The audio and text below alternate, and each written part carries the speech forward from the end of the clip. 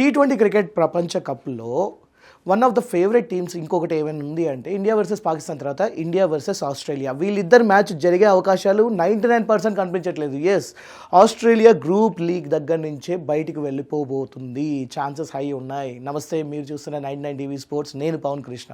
ఏంటి పవన్ నువ్వు అంటున్నాను నిజమా అంటే ఛాన్సెస్ మాత్రం చాలా ఉన్నాయి. ముఖ్యంగా ఆస్ట్రేలియా ప్లేయర్స్ ఇవాళ డైరెక్ట్ కెమెరా ముందుకు వచ్చి మేము ఈ జింబాబ్వే టీం అనేది ప్రతి ఒక్క మ్యాచ్లో ఓడిపోవాలని చెప్పి మేము కోరుకుంటున్నాం అని చెప్పి అన్నారు. ఎందుకంటే ఆస్ట్రేలియా భవితవ్యం మొత్తం కూడా ఇప్పుడు జింబాబ్వే చేతిలో ఉంది. జింబాబ్వే నెక్స్ట్ ఆడబోయే 2 మ్యాచ్ల్లో ఏ ఒక్కటి గెలిచినా కూడా ఆస్ట్రేలియా ఇంటికి వెళ్ళిపోక తప్పదు. ఇది ప్రస్తుతం ఆస్ట్రేలియాకున్న పరిస్థితి. 2009లో గ్రూప్ లీగ్ దగ్గర నుంచే బయటికి వెళ్ళిపోయింది ఆస్ట్రేలియా, ఆ టైంలో వరల్డ్ కప్ టైంలో. అండ్ దాని తర్వాత ఇవాళ జరగబోతున్న ఈ T20 వరల్డ్ కప్లో ఇప్పుడు ఇవాళ జరగబోతున్న జింబాబ్వే వర్సెస్ ఐర్లాండ్ మ్యాచ్లో ఒకవేళ జింబాబ్వే గెలిస్తే ఆస్ట్రేలియా ఇంటికి వెళ్ళిపోక తప్పదు. ఇలాంటి ఒక పరిస్థితి అసలు ఆస్ట్రేలియాకి ఎప్పుడైనా వస్తుందా అని చెప్పి ఎవరు ఊహించని కూడా ఊహించలేదు. చాలామంది ఆస్ట్రేలియా ఆటగాళ్ళు కూడా అంటూ ఉన్నారు, ఒకప్పుడు ఆస్ట్రేలియాని చూస్తే ప్రపంచం మొత్తం భయపడేది, ఇవాళ ఇండియాని చూస్తే ప్రపంచం మొత్తం భయపడితే ఇంక్లూడింగ్ ఆస్ట్రేలియా. పోనీ ఆస్ట్రేలియా బాగా పెర్ఫామ్ చేస్తుందా ఈ T20లో అంటే అది కూడా లేదు.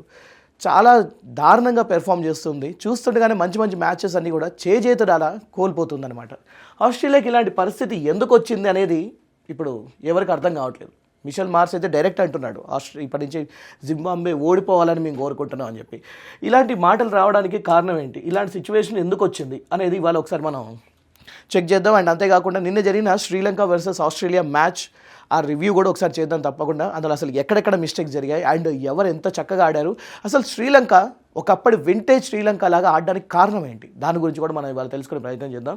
సో ముందుగా ఇవాళ T20 ప్రపంచ కప్ గురించి చూస్తే చిన్న జట్లు పెద్ద జట్లకి షాక్ ఇస్తూ ఉన్నాయి. జింబాబ్వే ఇందాక చెప్పినట్టుగా ఈరోజు ఐర్లాండ్ను ఓడిస్తే ఆస్ట్రేలియా ఇంటికి వెళ్ళిపోతుంది. అండ్ ఇటలీ అండ్ USA చిన్న జట్లు అయినప్పటికి కూడా వాళ్ళు కూడా చాలా బాగా ఆడుతున్నారు, పెర్ఫార్మెన్స్ చాలా బాగుంది. ఇటలీ ఇంగ్లాండ్ని భయపెట్టేసింది ఆల్మోస్ట్. అండ్ USA క్వాలిఫికేషన్ అంచనా ఉంది. ఒకసారి మనం USAకి సంబంధించిన నెట్ రన్ రేట్ చూసుకున్నా కూడా చాలా అద్భుతంగా ఉంది. ఫర్ ఎగ్జాంపుల్ గ్రూప్ ఏలో యునైటెడ్ స్టేట్స్ ఆఫ్ అమెరికా 4 మ్యాచ్ల్లో 2 మ్యాచ్లు గెలిచింది, 4 పాయింట్లతో సెకండ్ పొజిషన్ ఉంది. పాకిస్తాన్ థర్డ్ పొజిషన్లో ఉంది.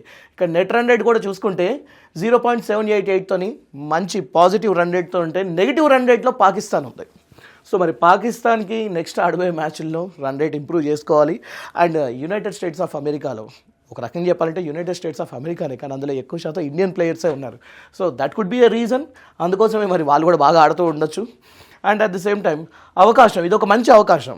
అసోసియేట్ దేశాలకు ఇది మంచి అవకాశం అనుకోవచ్చు. ఇది జస్ట్ ఆట మాత్రమే కాదు, క్రికెట్ ప్రపంచంలో వాళ్ళు ఎంత బెస్ట్ అనేది ప్రూవ్ చేసుకోవడానికి ఇది ఒక మంచి అవకాశంగా తీసుకోవచ్చు. నిన్న జరిగిన మ్యాచ్ కూడా అసలు శ్రీలంక అభిమానులు అయితే ఒక రేంజ్లో ఎంజాయ్ చేశారు. ఇండియాలో ఎలాంటి ఫీవర్ ఉంటుందో శ్రీలంకలో కూడా అలాంటి ఫీవరే ఉంటుంది. సో ఆడియన్స్కి అయితే విపరీతమైన ఎంజాయ్మెంట్ దొరికింది. పైసా వసూలు మ్యాచ్ చూశారు. అనుక్షణం ఉత్కంఠభరితంగా సాగిన ఈ మ్యాచ్లో ఆస్ట్రేలియాని చిట్ట చివరికి శ్రీలంక మట్టి కనిపించింది. మరి దానికి గల కారణాలు ఏంటని చూసుకుంటే ఒకప్పుడు వింటేజ్ శ్రీలంక గురించి మాట్లాడుకోవాలి. అసలు ఆ టైంలో సనత్ జయసూర్య కానీ లసిత్ మలింగ కానీ వీళ్ళందరూ ఉన్నప్పుడు ఆ టైంలో అసలు శ్రీలంక క్రికెట్ టీంని చూస్తే ఇండియా కూడా భయపడిన సందర్భాలు ఉన్నాయి. ఇండియాని కూడా చాలాసార్లు ఓడించారు. సో ఏషియా కప్లో కూడా చూసుకుంటే వాళ్ళు చాలా మంచి రికార్డు ఉన్నాయి. మరి ఇలాంటి సిచ్యువేషన్లో శ్రీలంక మొత్తానికి ఒక్కసారి కుదేలైపోయింది. కొన్నిసార్లు అసలు క్వాలిఫై కూడా అవ్వలేదు. అలాంటి శ్రీలంకని ఇప్పుడు జరుగుతున్న T20 వరల్డ్ కప్లో హోమ్ గ్రౌండ్ అడ్వాంటేజ్ని 110% యూస్ చేసుకుంటూ అద్భుతమైన రిజల్ట్స్ని ఇస్తూ ఉన్నారు. దానివల్ల కారణం ఏంటంటే ఒకరు మనం మాట్లాడుకోవాల్సిన సనత్ జయసూర్య డగౌట్లో కూర్చొని ఉండి టీంకి ఎప్పుడు ఎంత ఎనర్జీ కావాలో అంత ఎనర్జీ ఇస్తున్నారు. ఆయన దగ్గరున్న ఎక్స్పీరియన్స్ని మొత్తం రంగరించి అక్కడ టీమ్మేట్స్ అందరికీ కూడా మంచి ట్రైనింగ్ ఇస్తున్నాడని చెప్పి అనుకోవచ్చు. సో దగ్గరుండి అక్కడ మంచి ఇన్పుట్స్ ఇస్తున్నాడు, మంచి మెంటర్గా అక్కడ బిహేవ్ చేస్తున్నాడు. ఇంకొకటి లసిత్ మలింగ గారి గురించి కూడా మాట్లాడుకోవాలి. లసిత్ మలింగ అసలు ఆయన బౌలింగ్ చేస్తూ ఉంటే ఒకప్పుడు టెండూల్కర్ కూడా ఇబ్బంది పడ్డాడు. ఆ తర్వాత టెండూల్కర్ ఆయన బౌలింగ్ని ట్యాకిల్ చేసిన విధానం అది వేరనుకోండి. బట్ ఆ బౌలింగ్, ఆ స్పీడు, అసలు ఆ పరిగెత్తుకుంటూ వస్తేనే ఆపోజిట్ బ్యాట్స్మెన్ 1-2 సార్లు ఆలోచించేవాళ్ళు నెక్స్ట్ వచ్చే బాల్ ఎలా ఉండబోతుందో అని చెప్పేసి. One of the finest bowler in the cricket industry అని చెప్పుకోవచ్చు. ఆయన శ్రీలంక క్రికెట్ని ఒక రేంజ్కి తీసుకెళ్లాడు. అట్ ది సేమ్ టైం అది కింద పడిపోవడం కూడా చూశాడు. మళ్ళీ శ్రీలంక క్రికెట్ని పైకి లేపడం కోసం ఆయన కూడా దగ్గరుండి మరి డగ్అవుట్లో ఉంటున్నాడు అనమాట. శ్రీలంక బౌలింగ్కి వెన్నెముకగా నిల్చున్నాడు, మంచి ట్రైనింగ్ ఇస్తున్నాడు అనుకోవచ్చు అబ్బాయిలకి అందరూ కూడా. అండ్ ఇంకొక ఇద్దరు గురించి మనం ఇక్కడ సీరియస్గా మాట్లాడుకోవాలి, విక్రమ్ రాథోడ్ అండ్ ఆర్ శ్రీధర్. వీళ్ళిద్దరికి మంచి ట్రాక్ రికార్డ్ ఉంది. 2024 వరల్డ్ కప్ టైంలో విక్రమ్ రాథోడ్ ఇండియాకి బ్యాటింగ్ కోచ్గా వర్క్ చేశారు. సో అతన్ని తీసుకొచ్చి ఇప్పుడు శ్రీలంకలో పెట్టారు. అండ్ ఆర్ శ్రీధర్ ఈయన కూడా మంచి ఫీల్డింగ్ సంబంధించిన ట్రైనింగ్ ఇస్తూ ఉంటారు. సో ఈ ఆర్ శ్రీధర్ కూడా ఇంతకుముందు మన ఇండియాకే వర్క్ చేశారు. రవిశాస్త్రి ఉన్న టెన్యూర్ టైంలో ఈయన కూడా పనిచేశారనమాట. సో మంచి ఫీల్డింగ్ కోచ్ అని చెప్పి అనుకోవచ్చు. అందుకోసమే ఆ ఫీల్డింగ్ గురించి కూడా ఇవాళ మనం మాట్లాడుకోవాలి. ఒక అద్భుతమైన క్యాచ్ ఎలా పట్టాడు దాని గురించి కూడా మనం మాట్లాడుకుందాం. సో వీళ్ళు ఒక రకంగా చెప్పాలంటే హసరంగా ఒక గాయంతో దూరమైనా కూడా టీం ఎక్కడా కూడా వెనక్కి తగ్గలేదు. మంచి మైండ్ సెట్ ఉంటే, అగ్రెసివ్ ప్లే మైండ్ ఉంటే అండ్ స్మార్ట్ క్రికెట్ ఆడగలిగితే, పిచ్ని అర్థం చేసుకోగలిగితే ఎవరైనా సరే అలవోకగా క్రికెట్ ప్రపంచంలో తమదైన ముద్ర వేసుకోవచ్చు అని ప్రూవ్ చేశారు అని చెప్పి అనుకోవచ్చు అనమాట. అండ్ ఇక్కడ ఒకసారి ఆస్ట్రేలియా పతనం ఎలా మొదలైందని కూడా చూసుకోవచ్చు. అసలు నిజంగా వీళ్ళ బ్యాటింగ్ కూడా అదిరిపోయింది. ట్రావిడ్ హెడ్ అండ్ మార్ష్ ఇద్దరు కలిసి ఆల్మోస్ట్ లైక్ 104 రన్స్ దాకా అసలుకి వికెట్ కూడా పడలేదు. చాలా చక్కటి ఇన్నింగ్స్ ఆడారు ఫస్ట్ స్టార్టింగ్ ఆస్ట్రేలియా. ఎందుకంటే ఆస్ట్రేలియా కూడా ఇది do or die match type అనమాట. సో అలాంటి టైంలో మిచెల్ మార్ష్ వచ్చేసి 54 రన్ చేశారు అవుట్ ఆఫ్ 27 బాల్స్, 2 సిక్స్లు 8 4లతో 200 స్ట్రైక్ రేట్తో అదరగొట్టేశాడు. అండ్ దాని తర్వాత ట్రావిస్ హెడ్ కూడా 29 బాల్స్లో 56 రన్ చేశారు. ఇద్దరు కూడా హాఫ్ సెంచరీలు కంప్లీట్ చేశారు. 3 సిక్స్లు 7 4లతో ఆల్మోస్ట్ 200 స్ట్రైక్ రేట్తో ఉన్నాడనమాట. సో ఇక్కడ 104 దాకా వికెట్ పడలేదు, 100 దాటేదాకా వికెట్ పడలేదు. అండ్ అప్పటికి కూడా 8.3 ఓవర్స్ మాత్రమే కంప్లీట్ అయ్యాయి. ఆ టైంలో నేను చెప్పాలంటే ప్రెషర్ అంతా కూడా శ్రీలంక బౌలర్స్ మీద ఉంది. కానీ శ్రీలంక బౌలర్స్ వాళ్ళ ఐడియాతోని ముందుకెళ్ళిపోయారు. వాళ్ళు ఎక్కడ కూడా ప్రెషర్ తీసుకోలేదు. డగ్అవుట్లో సీనియర్ ప్లేయర్స్ అండ్ మంచి మంచి వాళ్ళు ఉన్నారు. వాళ్ళు అక్కడి నుంచి సరైన ఇంపిట్స్ ఇస్తూ ఉన్నారు. వీళ్ళు కూడా మంచి ఆలోచనతో ముందున్నారు. సో ఒక మంచి కరెక్ట్ మైండ్ సెట్తో ఉన్నారనమాట. సో 110 దగ్గర సెకండ్ వికెట్ పడిందనమాట. అండ్ దాని తర్వాత నుంచి ఒకసారి చూసుకుంటే ఈ గ్రాఫ్ చూసుకుంటే 110 తర్వాత 10 ఓవర్ల ఆల్మోస్ట్ లైక్ 9.3 ఓవర్స్ దాకా అలా అయిందనమాట. లైక్ 10 ఓవర్స్ అనుకోవచ్చు. 10 ఓవర్స్ దాకా 110కి 2 వికెట్స్ మాత్రమే పడ్డాయి. ఈజీగా అనుకున్నారు మిగతా బ్యాట్స్మెన్ అదరగొట్టడానికి రెడీగా ఉన్నారు. మిడిల్ ఆర్డర్ కానివ్వండి, దాని తర్వాత వచ్చే వాళ్ళు కానివ్వండి, చాలా చక్కగా ఆడేవాళ్ళు ఉన్నారు. సో ఆస్ట్రేలియా ఈజీగా 230, 240, 250కి వెళ్ళిన ఆశ్చర్యం లేదని చెప్పనుకున్నా. కానీ అక్కడే బౌలర్స్ నేను చెప్పాలంటే ఒక మ్యాజిక్ చేశారు. నెక్స్ట్ 10 ఓవర్స్లో ఫ్లైట్ మొత్తం కట్ అయిపోయింది. మొత్తం ఇప్పటిదాకా గ్రాఫ్ పైకి ఎలా అయితే వెళ్ళిందో జస్ట్ క్రాష్ ల్యాండింగ్ అయిపోయిందని చెప్పనుకోవచ్చు. ఎందుకంటే నెక్స్ట్ 10 ఓవర్స్లో 71 రన్స్ మాత్రమే ఇచ్చారు. 71 రన్స్, అది కూడా 8 వికెట్లు అప్పటికి కోల్పోయారు. ఓ రకంగా చూసుకుంటే రన్ రేట్ కూడా అప్పటికి లాస్ట్ 10 ఓవర్స్లో 7 కన్నా ఎక్కువ లేదు. సో లాస్ట్ 10 ఓవర్స్లో ఎప్పుడైనా సరే ఆ క్రికెట్లో నేను చెప్పాలంటే వికెట్లు చేతిలో ఉన్నప్పుడు అద్భుతమైన ప్రదర్శన ఇస్తూ ఉంటారు ఎటువంటి బేసిక్గా పెద్ద పెద్ద టీమ్స్ అన్నీ కూడా. కానీ ఈసారి మాత్రం మ్యాచ్ని మొత్తం తిప్పేశారు. తిప్పి కొడితే అసలు నిజం చెప్పాలంటే వీళ్ళు అసలు 150 అయినా చేస్తారా అనుకున్నారు. కానీ చూస్తుండగానే పర్లేదు, లాస్ట్లో కొంత మ్యాక్స్వెల్ వాళ్ళు వీళ్ళు కొంచెం మంచి సపోర్ట్ ఇచ్చేసరికి 181 దాకా స్కోర్ చేశారనమాట. సో ఇక్కడ మనం మాట్లాడుకోవాల్సింది ఏంటంటే స్పిన్నర్స్ చాలా చక్కగా ఉపయోగించుకున్నారు. తీక్షణ కానివ్వండి, లేకపోతే అసలంక కానివ్వండి, మిగతా వాళ్ళందరూ కూడా స్పిన్నర్స్ పిచ్ని కరెక్ట్గా యూజ్ చేసుకున్నారు. శ్రీలంక హోమ్ గ్రౌండ్ అడ్వాంటేజ్ని ఇది మా అడ్డ, మేమే ఇక్కడ కింగ్స్ అనే సంగతి డైరెక్ట్ అందరికీ అక్కడి నుంచి ఒక మెసేజ్ని అయితే పాస్ చేశారు. సో ఇక్కడ మనం ఇంకోటి మాట్లాడుకోవాల్సింది ఏంటంటే ఈ మ్యాచ్ గతిని మార్చేసిన క్యాచ్. గ్లెన్ మ్యాక్స్వెల్ రివర్స్ స్వీప్తో ఒక అద్భుతమైన షాట్ ఆడాడు. నేను చెప్పాను రివర్స్ స్వీప్లో కరెక్ట్గా చూశాడు, ఇష్యూ ఏం లేదు, తప్పకుండా చాలా మంచి షాట్ ఆడుతున్నాడు. అప్పటిదాకా కూడా అతని క్రికెట్ కూడా చాలా బాగుందన్నమాట. గ్లెన్ మ్యాక్స్వెల్ ఒక రకంగా చెప్పాలంటే అక్కడ ఆ టైంలో చాలా ప్రమాదకరంగా కనబడడం మొదలుపెట్టాడు. 15 బాల్స్లో 22 రన్స్ చేశాడు. అండ్ అప్పటికి ఒక 6 ఒక 4తోని 150 స్ట్రైక్ రేట్, ఆల్మోస్ట్ 150 స్ట్రైక్ రేట్తోని కొంచెం డేంజరస్గా కనబడ్డాడు. సో మనందరూ తెలిసిందే గ్లెన్ మ్యాక్స్వెల్కే కనుక ఒక్కసారి అక్కడ గ్రౌండ్లో కనుక కుదురుకుంటే ఆ తర్వాత ఎలాంటి షాట్స్ పడతాయో మనందరికీ తెలుసు. మంచి అటాకింగ్ మోడ్లో ఉంటాడు మనిషి. సో మిడిల్ ఆర్డర్లో వచ్చాడు, బాగానే ఉంది, ఆడుతున్నాడు. అలాంటి టైంలో హేమంత వేసిన బౌలింగ్లో నిజంగా నిస్సంక పట్టిన ఆ క్యాచ్ కొన్ని రోజులు దీని గురించి అందరూ మాట్లాడుకుంటారు. రివర్స్ స్వీప్ ఆడాడు, మంచి బాల్ గాల్లోకి లేసింది అండ్ అది తప్పకుండా ఇంకా వెళ్తుంది 4కి బౌండరీకి వెళ్తుంది అనుకునే టైంలో సూపర్ మ్యాన్ లాగా వచ్చాడు నిశంక. ఎక్కడి నుంచి వచ్చాడో కూడా తెలియదు, సడన్గా వచ్చి ఆ క్యాచ్ పట్టుకున్నాడు. ఆ క్యాచ్ తర్వాత మ్యాచ్ గతి మొత్తం మారిపోయింది. అసలు ఏంటి, అసలు ఇలాంటి ఒక క్యాచ్ ఎవరైనా పట్టుకుంటారా అని చెప్పి కూడా అనుకున్నాను. అంటే ఇక్కడ ఫీల్డింగ్ గురించి మనం మాట్లాడుకోవాలి. ఆర్ శ్రీధర్ ఇచ్చిన ఫీల్డింగ్ అద్భుతమైన కోచింగ్ ఇచ్చాడనమాట అక్కడ. సో అక్కడి నుంచి ఇక మ్యాచ్ అనేది ఇంకా ఆస్ట్రేలియా చేతిలోంచి తగ్గిపోయింది. అయినా కూడా వాళ్ళు కష్టపడి 181 రన్స్ అయితే చేశారు అక్కడ. ఈ 181 రన్స్ ఏం చెప్పాలంటే తక్కువ స్కోర్ ఏం కాదు. లాస్ట్ 10 ఓవర్స్లో వీళ్ళు కొంచెం ఓకే మంచి బౌలింగ్ అయితే వేశారు, కానీ 181 రన్స్ అనేది ఆస్ట్రేలియా బౌలింగ్ మీద శ్రీలంక ఆడాలి. సో ఆడగలుగుతారా అంటే అక్కడ వీళ్ళు చేసిన ఒక మ్యాచ్ ఒక రకంగా చెప్పాలంటే ఇండియన్ మెంటాలిటీని వాళ్ళు ఇక్కడ ఇన్స్పైర్ అయ్యారా అని చెప్పి అనిపించేది. ఎందుకంటే ఇండియా కూడా స్పిన్ మైదానంలో ఆడినప్పుడు సెకండ్ బ్యాటింగ్ చేసినప్పుడు స్టార్టింగ్ అటాకింగ్ మోడ్లోకి వెళ్ళింది, దాని తర్వాత ప్లాన్ బి నెక్స్ట్ వచ్చేసి రొటేషన్ మోడ్లోకి వెళ్ళారు. అంటే స్ట్రైక్ రేట్ని రొటేట్ చేయాలన్న ఆలోచన, సింగిల్ డబుల్స్ తీస్తూ రన్ రేట్ని అలా మెల్లగా పెంచుతూ 20 ఓవర్స్ ఖచ్చితంగా ఆడాల్సిందే, మ్యాచ్ త్వరగా కంప్లీట్ చేయాలన్న ఉద్దేశంతో వికెట్లు పడేయకూడదు, చాలా బాధ్యతాయుతంగా ఆడాలి, రెస్పాన్సిబుల్ క్రికెట్ ఇక్కడ ఆడాలి, మ్యాచ్ ఎట్టి పరిస్థితుల్లో గెలవాలి, అది కూడా ఆస్ట్రేలియా మీద గెలిచి తీరాలన్న ఒక ఆలోచనతో ఆడారనమాట. సో ఇక్కడ ఒకసారి మనం చూసుకుంటే అనవసరమైన like high risk aerial shots అనేది ఆడలేదు వీళ్ళు. సింపుల్గా సింగిల్స్ అండ్ డబుల్స్ ఆడుతూ వచ్చారనమాట. కవర్ డ్రైవ్ కానివ్వండి, డీప్ మిడ్ ఆన్ కానివ్వండి, మిడ్ వికెట్ కానివ్వండి, డీప్ స్క్వేర్ లెగ్ ఇలాంటివన్నీ ఆడారనమాట. Deep mid on and fine leg వీటన్నిటిని వాళ్ళు కావాలని అవాయిడ్ చేశారు. సో ఇక్కడ స్టోయినిస్ అండ్ వీళ్ళందరూ బౌలింగ్ని కూడా కరెక్ట్గా వాడుకున్నారు. అంటే వాళ్ళు ఫాస్ట్గా బాల్ వేసినప్పుడు ఆ స్పీడ్ని వాళ్ళు వాడుకొని దాన్ని తగ్గట్టుగానే బాల్ని బౌండరీకి కానీ లేకపోతే మంచి సింగిల్స్ అండ్ డబుల్స్ తీసుకోవడానికి ప్రయత్నించారు. ఒక రకంగా చెప్పాలంటే గట్టి పరీక్ష పెట్టారు వాళ్ళందరికీ కూడా. ఇక్కడ మనం ముఖ్యంగా మాట్లాడుకోవాలి నిస్సంక అండ్ మెండిస్, వీళ్ళిద్దరి మంచి పార్ట్నర్షిప్ గురించి మాట్లాడుకోవాలి. 66 బాల్స్లో 97 రన్స్తో ఉన్నారు. మెండిస్ ఆ తర్వాత అవుట్ అయిన తర్వాత కూడా నిస్సంక అండ్ రతనాయక కూడా వీళ్ళిద్దరి కాంబినేషన్లో కూడా వచ్చిన రన్స్ అనేది కూడా చాలా బాగా వచ్చింది. 34 రన్స్ బాల్స్లో 79 రన్స్ చేశారు. సో చాలా అంటే చాలా గట్టి పదునైన ఒక ప్లానింగ్తో వచ్చారని చెప్పి అనుకోవచ్చు అనమాట ఇక్కడ. సో కుశాల్ మెండిస్ అండ్ నిసంక మనం ఇందాక చెప్పినట్టు బౌలర్స్ని మొత్తానికైతే ప్రెషర్లోకి నెట్టారు. అండ్ నిసంక చరిత్ర సృష్టించాడని చెప్పి అనుకోవాలి. ఎందుకంటే T20 వరల్డ్ కప్లో ఆస్ట్రేలియా పైన ఒక శ్రీలంక బ్యాట్స్మెన్ ఫస్ట్ టైం ఒక సెంచరీ చేశాడు. అండ్ అంతేకాదు T20 వరల్డ్ కప్లో ఇప్పటిదాకా శ్రీలంకకి ఇదే హయ్యెస్ట్ రన్ చేజ్. అంటే ఇప్పటిదాకా ఆడిన దాంట్లో 180 కన్నా తక్కువ రన్ చేజే చేశారు, కానీ ఇదే హయ్యెస్ట్. సో ఇలాంటి రన్ చేజ్ని కూడా కరెక్ట్గా యూజ్ చేసుకున్నారు. అండ్ లాస్ట్ ఓవర్స్లో కూడా 20 రన్స్ రాబట్టారనమాట. నిజంగా స్టోయిన్స్ బౌలింగ్లో ఉతికే ఆరేశారని చెప్పి అనుకోవాలి.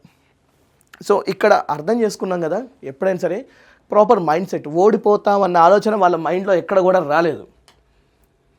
సో ఇప్పుడు ఆస్ట్రేలియా బలహీనతల గురించి మాట్లాడుకుంటే బౌలింగ్లో వాళ్ళ లోపం గట్టిగా కనబడుతుంది అనమాట. స్టార్క్, కమిన్సన్, హేజల్వుడ్ లాంటి గొప్ప గొప్ప ఆటగాళ్ళు లేకపోవడం అండ్ క్వాలిటీ డెలివరీ చేసే వాళ్ళు చాలా తక్కువ ఉన్నారనమాట. ముఖ్యంగా మార్కస్ స్టోయినిస్ కానీ, Cooper and at the same time ఇంకొంతమందితోని పవర్ ప్లేలో బౌలింగ్ చేయించడం ఆస్ట్రేలియా ఒక పరిస్థితిని కనిపించేలా చేస్తుంది. అండ్ ముఖ్యంగా చాలామందికి డౌట్ ఏంటంటే క్యామరూన్ గ్రీన్ని ఒక ఆల్రౌండర్ అయినా కూడా అతను బౌలింగ్ని ఎందుకు యూజ్ చేసుకోలేదు అనేది కూడా ఒక పెద్ద క్వశ్చన్ మార్క్ అయిపోయింది.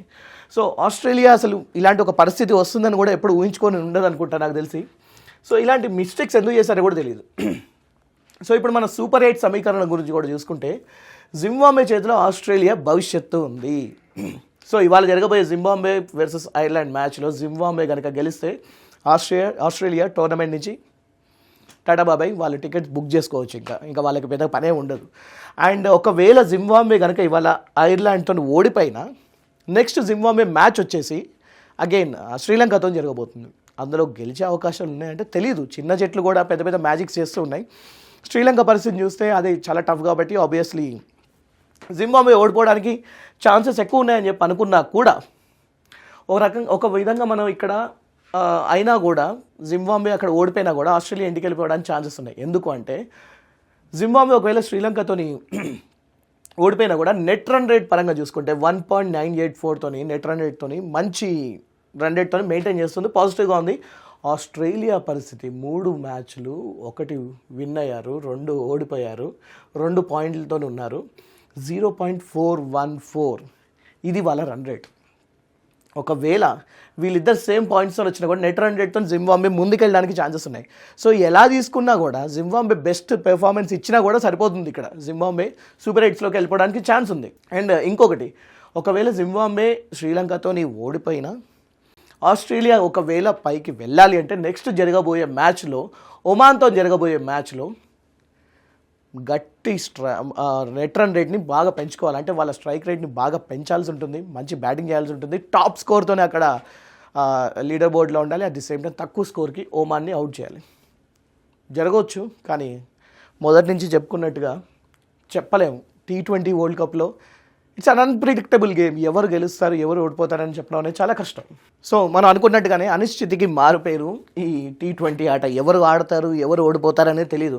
సో ఒక రకంగా ఇప్పుడు చూసుకుంటే సూపర్ 8లో ప్రస్తుతానికైతే ఇండియా వర్సెస్ ఆస్ట్రేలియా మ్యాచ్ ఉండకపోవచ్చు. ఫిబ్రవరి 20న ఈ మ్యాచ్ జరిగే అవకాశాలు చాలా తక్కువ. ఆస్ట్రేలియా అభిమానులు మన భారతదేశంలో కూడా ఉన్నారు. వాళ్ళకి ఒక రకంగా ఇది ఒక బ్యాడ్ న్యూస్ అనే చెప్పనుకోవాలి. సో ఇవాళ జరగబోయే మ్యాచ్ మరి శ్రీలంకని ఉంచుతుందా, ఇంటికి పంపిస్తుందా అనేది తెలియాలన్నమాట. సో ఇది సంగతి.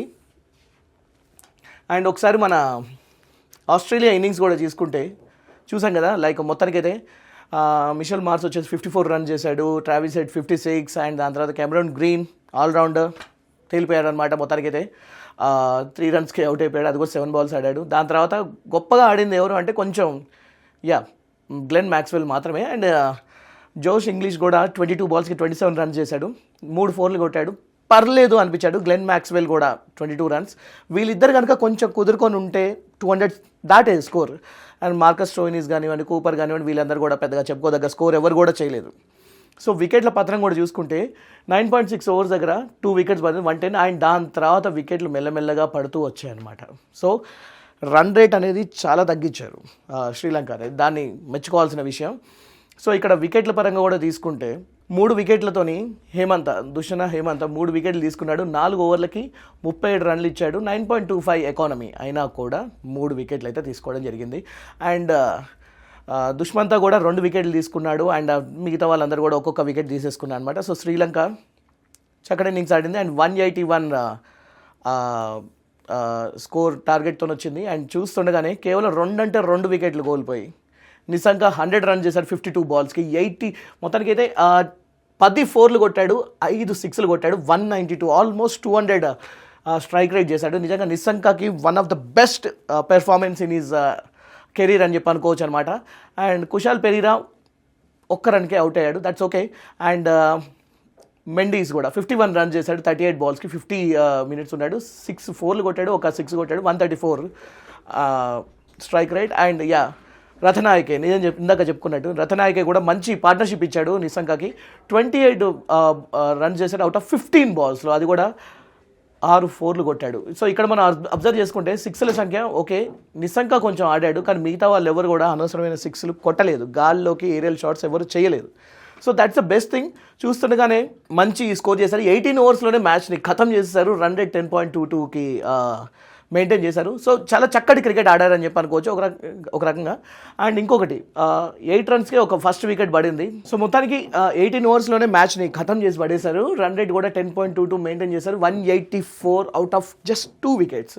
ఫాలో ఆఫ్ వికెట్స్ కూడా తీసుకుంటే 8th రన్ దగ్గర ఒక వికెట్ పడింది కుశాల్ పెరీరా. కొంచెం చాలామంది హర్ట్ అయ్యారు, బట్ స్టిల్ శ్రీలంక కాన్ఫిడెన్స్ ఎక్కడా కూడా సడన్ లేదు. జస్ట్ లైక్ మన ఇండియా లాగానే అభిషేక్ శర్మ అవుట్ అయినా కూడా ఇషాన్ కిషన్ నేనున్నాను అని చెప్పేసి ఎలా అయితే ముందు పడి ఆడాడో, సో నిసంక కూడా సేమ్ అదే అటాకింగ్ మోడ్లో స్టార్టింగ్లో ఉన్నారు. దాని తర్వాత మిగతా వాళ్ళకి ఛాన్స్ ఇవ్వాలి అని చెప్పి అనుకున్నా, కానీ కుశాల్ మెండిస్ కూడా వచ్చేసాడు. సెకండ్ వికెట్ వచ్చేసి 105 దగ్గర పడింది అనమాట. సో 100 రన్ల దాకా అసలు ఆల్మోస్ట్ వికెట్ అనేది ఇవ్వకుండా ఆల్మోస్ట్ బాగానే ఆడారని చెప్పి అనుకో. 12.2 ఓవర్స్ దగ్గర మాత్రమే వికెట్ పడింది. దాని తర్వాత ఆస్ట్రేలియా బౌలర్స్కి పెట్టిన పరీక్ష, ఆ టార్చర్, పాపం తగిలిందేమో ఇన్ని రోజులు ఇంతమంది స్లెడ్జింగ్ చేసినందుకు. And at the same time ఒక విషయం మనం ఇక్కడ అర్థం చేసుకోవాలి, 2023 నవంబర్ 19th ఆ టైంలో మన చేతిలోంచి వన్డే ప్రపంచ కప్ వెళ్ళిపోయింది. ఆ టైంలో గుర్తుందా, వరల్డ్ కప్ మీద కాళ్ళు పెట్టి మరీ ఫోటోలు దిగారు. చూద్దాం మరి ఈసారి ఆ ఛాన్స్ వస్తుందా. సో అదనమాట సంగతి. అండ్ ఇక్కడ వికెట్ల పరంగా కూడా చూసుకుంటే స్టోనీస్ మాత్రమే 2 వికెట్లు తీశాడు, అది కూడా 4 ఓవర్లకి 46 రన్లు ఇచ్చాడు, 11 ఎకానమీ. వీళ్ళందరూ కూడా ఆల్మోస్ట్ లైక్ గట్టి రన్స్ సమర్పించుకున్నారు అనుకోవచ్చు, ఎందుకంటే 11 10 9 ఇలాంటి ఎకానమీతో బౌలింగ్ చేశారు. సో ఇది చూస్తుంటే అర్థమైపోతుంది, బ్యాటింగ్ పరంగా ఎంతో కొంత పర్వాలేదు అనిపించినప్పటికీ బౌలింగ్ పరంగా చాలా పేలవంగా ఉన్నారు ఆస్ట్రేలియా. మరి రానున్న కాలంలో ఆస్ట్రేలియాని మనం సూపర్ 8లో చూస్తామా లేదా, మీరేమనుకుంటున్నారో దాని గురించి కామెంట్ రూపంలో నాకు తెలియజేయండి. మళ్ళీ ఇంకొక వీడియోలో కలుసుకుందాం. Thank you so much for watching. నేను పవన్ కృష్ణ, సైనింగ్ ఆఫ్.